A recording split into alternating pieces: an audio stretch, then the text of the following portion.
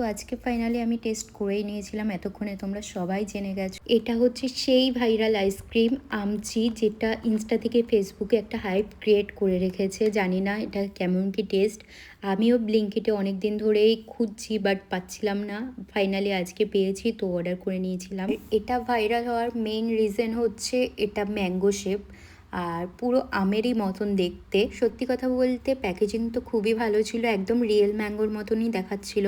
আর finally আমি test করব, আর বক্সটা এতটাই টাইটভাবে আটকানো ছিল যে আমার একটু টাইম লেগে গেল। বাট দেখো ওপরের কোটিংটা পুরো রিয়েল ম্যাঙ্গোর মতনই। আর চামচ দিয়ে এটা ভাঙছে না, তো আমি হাত দিয়ে ট্রাই করছি। আমের ভেতরটা যেমন খেতে লাগে তো ঠিক সেরকমই লাগছিল, বাট বাইরের কোটিংটা একটু শক্ত ছিল।